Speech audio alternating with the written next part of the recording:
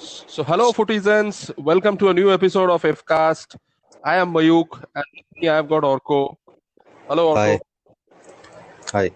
So, we want to start by saying this that we both are completely touched and flattered by the kind of suggestions you all have come up with. And also, we want to thank a lot of you for your willingness to join us on this podcast. We would be really very happy and overwhelmed to have you here in our podcast. So, we mean it when we say that we would be very happy to hear your suggestions and we would love to implement them subsequently. So, having said that, Orko, over to you. Yeah, so today we have planned for a emotional discussion about Absolutely. Beng- Bengalis and football and the connection with World Cup. The World Cup holds a very emotional, a very touchy place in our calendar, right? And the way the whole city gets a makeover overnight of the images of the idols and the countries they support. That's what Absolutely. makes football a homely affair in Bengal. And we Bengalis are still in colonial hangover. We are highly opinionated. We love the rebellious warrior prince who has a capability to of shaking the foundations of the existing order. And hence the love for Latin America is so ingrained in our culture. Uh, now, I'll just brief about the discussion that we are going to have. We'll Yes, please. discuss about why we Bengalis love the World Cup so much, and we'll also have discussions about five characters, I would say, who played a very key role in this love for World Cup that we have, isn't it, Mayuk? Absolutely. So we are going to discuss about rightly, like Orko said, that about the football, the love affair with football, and obviously five greats of the game who has dared to change not only the game but also has influenced a lot of fan base. So Orko, what do you think? Why exactly is Bengal the footballing capital of this country? What made Bengal? So going back down the years, it was in the time of independence, prior to independence rather, that this British came up with the idea that of introducing football into, I mean, the Indian civil service that was going on. There were mostly people from Britain, but some Indians got into the rank of Indian civil service. We know the greats have Yeah, cracked those exams, and there was this superiority complex that made English rule the world. And to exercise this superiority over the natives, they used football as a medium. They tried to humiliate them on the field, giving them an opportunity to rebel against them. That what that's what fascinated people for centuries, right? And then football was introduced into the universities, the Calcutta University, Presidency University, and other universities. And then the first club came up in Calcutta, a football club. That was the Calcutta Football Club. It was in 1872 yes, CFC that in is. Yeah. CFC. And then the rise of Mohun Bagan, the first team, as we all know, to have beaten the British, the innovators of the game, at their own game with Yeah, in the barefoot. IFSL final. IFA Shield final, right?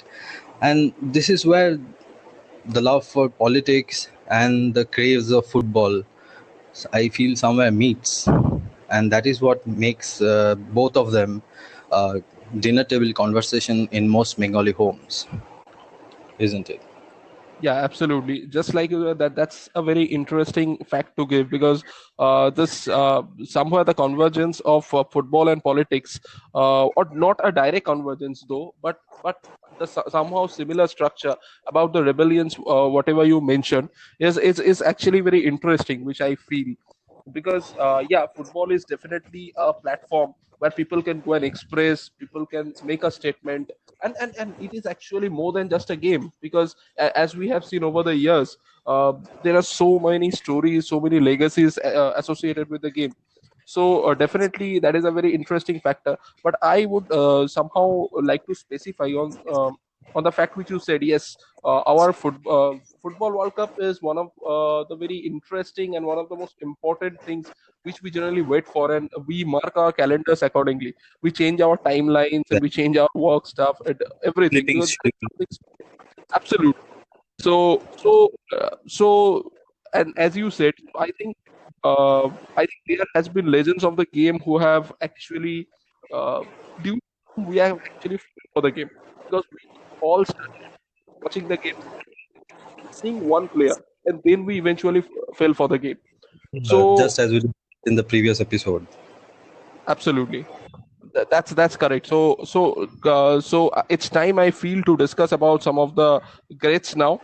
So whom do you start? Who do you think should be the best one to start with?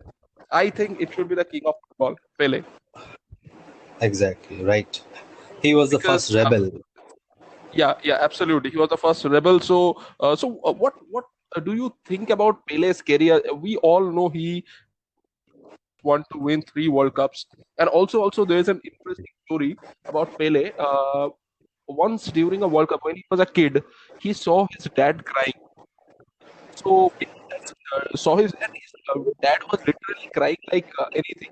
So he went and just sat beside his dad and asked him, "Dad, why are you crying?" So his dad said, "Brazil has crashed out of the World Cup." And a guy who was merely 5 or 6 years old, or probably a bit more than that. So he suddenly caught his dad's hand and said, "Dad, don't worry, I am going to bring the World Cup home one day for Brazil." And he brought And it for 3 times. and he brought it for 3 times in 3 different continents: in 1958 Sweden, in 1962 Chile, and in 1970 Mexico. So in three Right. different continents in a span of 12 years. So I would like to ask you, what is the importance of Pele, as per, since you have started football this long? So what importance does Pele holds in your mind? Yeah, Pele. If if anyone has seen that movie Pele, that was released, I guess 3 4 years back, they would probably get to know the much more clearer picture. The world at that time was the footballing world at that time was dominated by European nations. So was the world actually. But that time when Pele came into the picture, he was a 14 or 15-year-old guy who was playing for the club Cosmos. Not Cosmos. It was he was playing for his home club, and he was scoring goals for fun. And he caught the eyes of the national selectors, and he was brought into the team. But the Brazilian team at that time was pretty much filled with players of European descendants, since they had a colonial past too. And Yeah, yeah, those European players, they were physical, they were taller, they were physically much more competent. But this guy was one of once in a generation man who had a flair for football. He did things with the ball that these European people failed to understand. And football at that time was much more about hard tackling. It was a man's game, so-called man's game, which was all about power and physique. And this was a guy running with the ball on at its feet, and no one could catch him. So that is what I feel not only made Brazil a, a footballing powerhouse, but that inspired generations. He was among the first few players who started the Joga Bonito cult of football, and which inspired generations after generations. Romario, Ronaldinho, Rivaldo, Ronaldo, everyone. So that's what Pele was. What is your moment of Pele in the World Cup? absolutely. So before that, I just want to say something. Actually, what I got to know, and what is pretty obvious, is he didn't have much of televiewers because the television was not there when Pele used to play. Because that is not the case with the superstar who came up after 80s or 90s. Because people got to use them a lot in television, but Pele didn't have. Pele didn't have daily viewers. So one day, actually, my family, everybody supports Brazil. So one day I was having a conversation with my dad that how did you actually fall in love with Brazil and Brazilian football and Pele, for that matter? So he said during his school and college days, he used to only read in newspapers, and on those days the semi-finals and finals used to be, they used to hear it in the radio, but obviously that time the line was not so clear. But once my dad was in a bank and he was posted in head office, and they they once invited Kamal Datta. Kamal Datta happens to be, as to all the viewers, as you all know, he's one of the greatest coaches in India. Exactly. He has to Indian football. He was a chief guest, and he used to come regularly as a chief guest. And whenever he used to come with a lot of videos because he used to go and watch World Cups, and he used to come up with a lot of videos and he used to play. So my dad actually loved Pele, seeing those videos. And I believe a lot of people in the world actually did the same, as you didn't have in those days. So I think that is that is one of the aspects which made Pele even a bigger than life. And having said that, coming to your question, I think Pele's World Cup moments, as you know, he played before the time I was born, but I have heard and seen a lot of videos of him. But I think that moment of one of the most talked about moments, because Pele hardly used to miss anything. Because Pele was a goal machine. Pele used to score. One miss of him has been has been uh, has been one of the most talked about moments, and that is the save from Gordon Banks. His You're uh, right. Actually, he was about to score, and then Gordon Banks suddenly flew out of nowhere. And so I feel whenever I talk about Pele, I think one of the characters that pops up is Gordon Banks. Maybe he has scored a lot of goals, but Gordon Banks became a overnight superstar because of saving Pele's goal. So I think that is my World Cup moment for me. What about you? My World Cup moment was pretty ironic about Pele. There was a video that still is on YouTube. We can put a link down below. That it was the 70s World Cup probably, and he was at the peak of his career. He was the man for Brazil at that time, and he failed to hit the net after doing a magnificent dummy to the goalkeeper even without touching the ball, and he failed to hit the empty net. And that was that time the commentator sarcastically said that that is the most hilarious miss he had ever seen. So that is a moment for me about Pele. Yeah, because he was such a great that even his misses were celebrated. So that was the Exactly. standard. So now, let's cut down to the 80s. I think 80s was a bit of there was a lot of change in the 80s. Suddenly, televisions were coming Yeah, to normal households, and there was a lot of things happening all around the world. So suddenly, there was a man from Argentina the who World Cup came. became colorful. Yes, the World Cup became colorful. Color TV came into the forefront, and then there was a man from Argentina who suddenly came and turned a 50% of Brazilian fan base to Argentinian fan base. Diogo In Armando Maradona. So what do you feel about him? well, he is a man who was God gifted, and he Absolutely. was one of the first men to have a left-footed curler into the top corner, and his dribbling skills combined with his footballing intelligence. People used to say, his teammates used to say, that he thinks 10 times faster than any other player, and that's what makes him much more lethal in front of the goal. And the the whole fascination of Bengal shifted from the Joga Bonito style to the Argentinian genius, and that's how white and sky blue stripes made its entry into Bengal.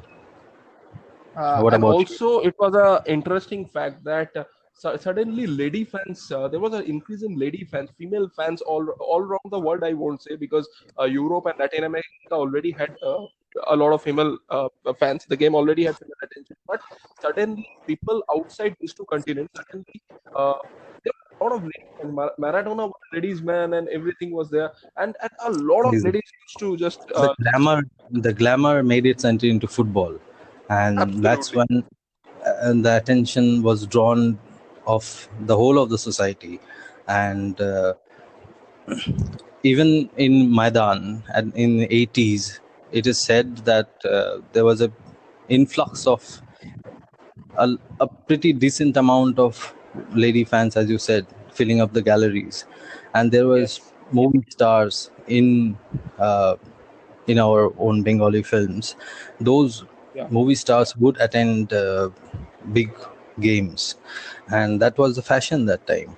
And this whole thing of women in football started in that period, and probably the a very landmark moment in football when women were allowed into the stadiums for the first time in 2019 at a Middle Eastern country, which is probably Saudi Arabia. People, women were not allowed inside football stadiums or large gatherings. yeah So that was a so landmark moment in the liberal movement too. okay, so you are saying that the actual movement, this entry of women actually started in 80s, and True, that actually contributed to this some successful movement in Saudi Arabia. probably, probably. Okay, so now my question to you is similarly, just like Pele, as we all know, he Maradona was a larger than life character. He was much more than that. So, what is your? I don't know. Both haven't seen much of it, but definitely, Yeah. at least we have seen a lot of videos because of for the game. We have managed to watch his videos and his greatness into the game. So, what do you think is your Maradona World Cup moment, according to you? If I say Maradona, what do you automatic which World Cup memory does Exactly. come to your mind? It's again a very strange memory. It was the fall of the great. It was his last match in a World Cup. It was the '94 World Cup. Maradona was about to retire, and he had already had that drug scandal in back in Italy when he was playing for Naples. I mean Napoli, and it was in the '94 World Cup. After coming onto the field as a substitute, he scored a goal.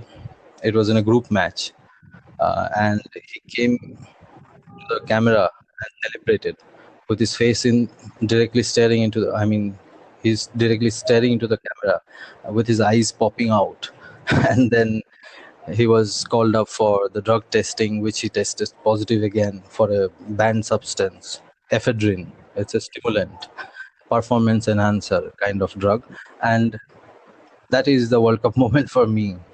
What about you, Mayuk? Yeah, absolutely, and that was also an end of an era because Yeah, he defined an era, so that was an end of an era for a person of that greatness. So my moment is because I happened to have watched this matches highlight a lot. That was 22nd June 1980. So that I will say, tell you the importance of the match is the most controversial goal and the most iconic goal both happened on the same match. The first goal was the most controversial goal in the history, and the second goal was the best ever goal. According to me, I haven't seen a goal better than that. So, so I in my World Cup moment, though I was not born then, but I actually have seen the highlights a lot of time because I wanted to see that how could a man of that do this kind of stuff in the same match. For the first he was being that was shouted at. extreme. Absolutely, and That when the was it. second happened, everybody just went numb because that was his statement. I guess the England goalkeeper at the time, Peter Shilton. Shilton. Yeah, Shilton, in an interview later on, said he corrected the headlines in the same match. yeah, he corrected the headlines. Actually, the headlines were being written. Suddenly, something that magical happened. I think that only The he can do. hand of God goal, and followed by the The beauty. leg of God. I think the leg of God. To be precise. So moving on to the next generation, I guess, uh, Yes, golden generation of Le Blue and Brazil. absolutely. So the crowning the princes were. the Battle of Baldies, as we can call. Yeah, Both were bald, absolutely. and both adorned the royal white jersey of Rosa Blancos, I mean Real Yeah, Madrid, and they yes, formed the Galacticos. So that was one of the finest moments of football history. It was the absolutely. beginning of the France and Brazil rivalry. The '98 World Cup was was huge. It was a World Cup that still holds the record for the maximum number of goals, if I'm not wrong.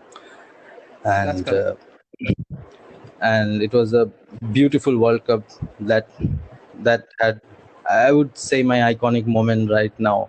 That it was the moment of when Zidane headed into the goal, into the Brazil goal twice to Yeah, seal the World Cup for France. The first time a home nation winning the World Cup.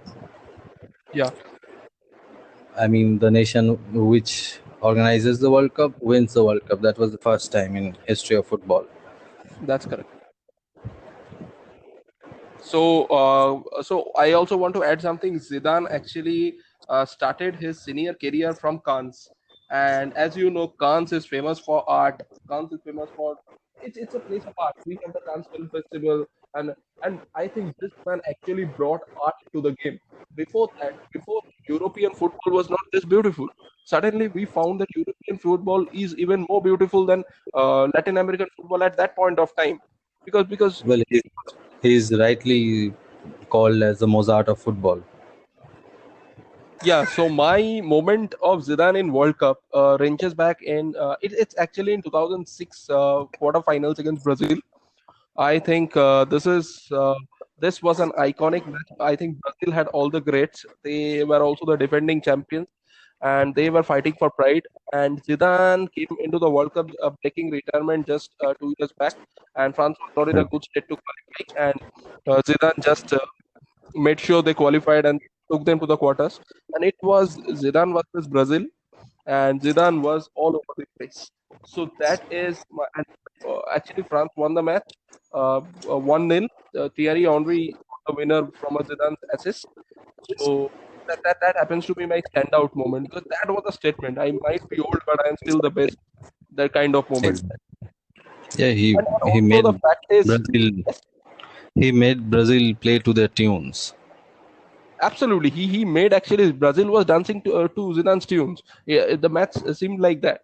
And a lot of Brazilian supporters I heard the next day that yeah, Brazil lost, but Zidane played exceptionally well. So we couldn't do much about it. So that was They the normal accepted reaction of defeat. the Brazil supporters. Yes, they accepted. They said we can't do if a man of that stature plays like that. Exactly. And what about the other man, the other Baldy, Ronaldo, the old Ronaldo, the number nine, I El Phenomenon? Absolutely, because he I think Ronaldo has inspired generations to come, whether it's Rooney or whether it is Latan or most of the prolific strikers of the game actually adored and idolized him because he was a player who actually came and brought those twists and both right and left leg into the game, and he was lethal both in right foot, left foot, as well as his he was good at heading. So he was as the name rightly says, he was simply a phenomenon. He was a terror in the opponent defense. What about you? What's your opinion about Ronaldo and memories of Ronaldo? So my Ronaldo moment was in '98 World Cup final. It was a very controversial moment that still remains a mystery to a lot of football lovers. Ronaldo was not supposed to play in the finals because he was suffering from an unknown illness, and there was reports in the press and the media in back home in the home country in Brazil was paranoid that their main man wouldn't be playing in the finals, and they had reached, and they were the reigning champions back then. He also had replaced Romario in the World Cup finals I mean, the tournament team sheet, which was also a very big debate back in Brazil. That Right. Romario, such a great striker, such past, a man who claims to have scored 1,000 goals and so much. And he even these days, when his old teammates gives interviews, they say they were shocked because they were not sure that Ronaldo would be playing in the finals, and they were shocked to see his name on the team sheet an hour before the game started. And he couldn't play much in the finals. And then he got injured after a clash with Barthez, when Barthez almost snatched the ball just above Ronaldo's head. And the controversy remains that the sponsors of the World Cup back then had a connection with Ronaldo as well, and since they wanted the home country to win, about it. But that's just rumor, and we all love to, fan mysteries. So that was my Ronaldo moment. Yeah, yeah, but the fact remains that he was way off color in the finals because he was not in his usual.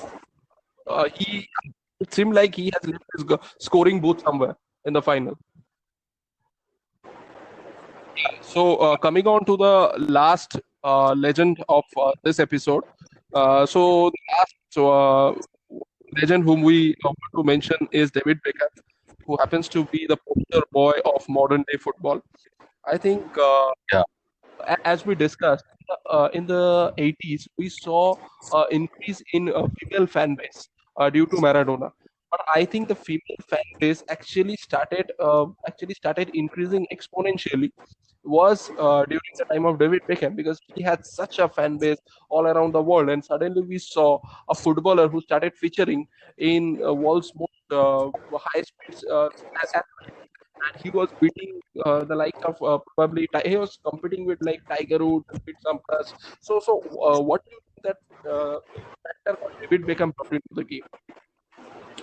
Well, it was probably his glamour, his past. I mean, he is also happens also to be the husband of the Spice Girl, Victoria Beckham, who was also the pop sensation back then, and he played Yes. under Alex Ferguson, who was, I mean, that team, that treble-winning team, that whole glamour surrounding a very young boy from Manchester, and that that's something that brought glamour into the industry. I mean, the footballing industry, and it was because of him that EPL, the English Premier League, had a fan base, growing fan base in Southeastern Asian countries, also in India, in Japan.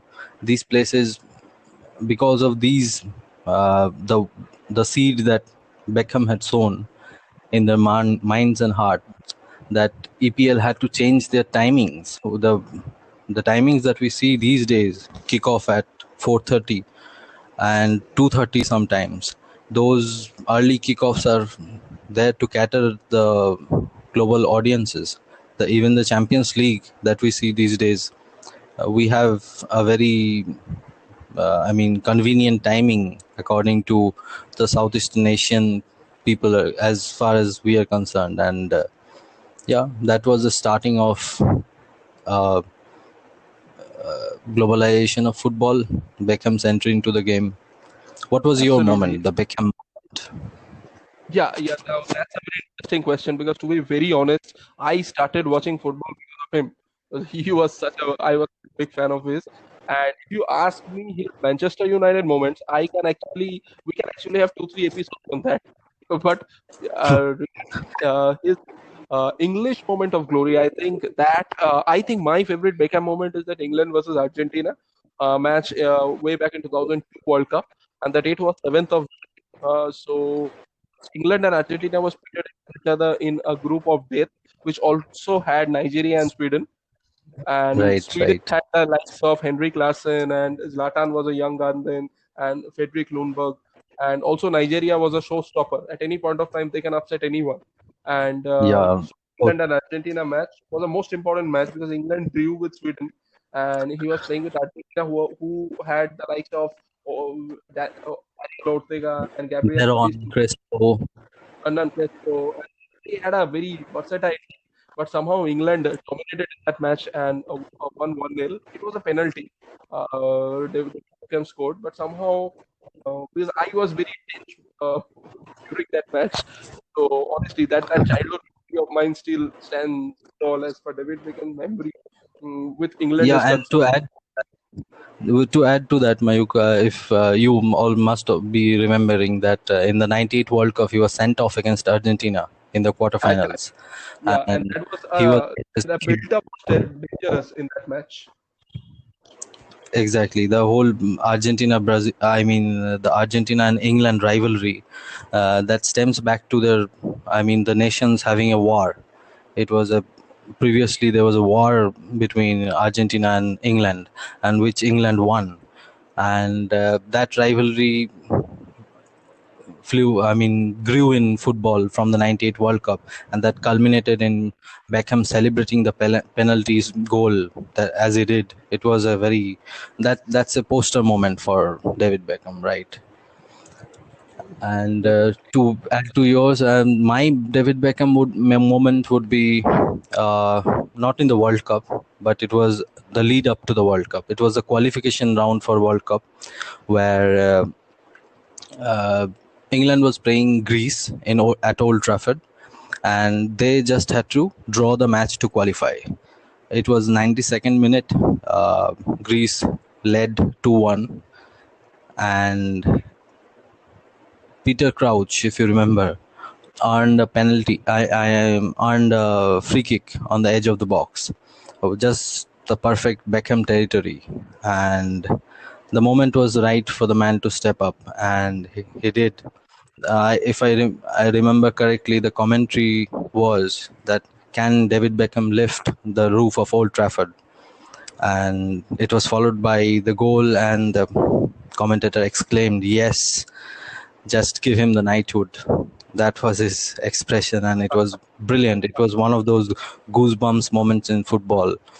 And England And, qualified, and then and I still remember his celebration after scoring the goal, and he just ran, and right, it's like and the whole of England went, I think, partying after that. exactly. Yeah, right. So we did an episode of football and Bengal, the whole love affair of football. And Mayuk, you would like to sum up the episode? Yeah, absolutely. I think we actually wanted to speak about the five legends who had the biggest impact in the game. And I think, according to us, we actually spoke about the biggest five legends. And also, there are many more legends actually, and about we will be coming up with the in the next discussions. But I think special disclaimer we just want to give because we purposely didn't include Ronaldo and Messi into this because we feel Right, that we have a separate discussion on that rivalry and which we have been witnessing between these two greats. So and we didn't want to mix the Hysteria players with the now because the football has changed a lot and all. So, and I think with Ronaldo and Messi are playing one more thing. The football fan base in Bengal was already there. So these are the people which we felt has created a fan base and added a lot to the footballing glory. What do you say? right, exactly. As you pointed out, Ronaldo and Messi should be left out of discussion regarding men. They are some extraterrestrial organisms as a whole. Absolutely. And yeah, so just to wrap up, we will also like to add that we want you to speak up. We want opinions and expressions regarding your moments of football, your Zidane moment, your Beckham moment, anything that you have to say. We would like to know, and we shall connect with you, and you could be on our podcast as well. So, signing off. Thank you, Mayuk, Yeah. and Thank you thank very you, much. everyone. Yeah. Thank you very much. Thank you.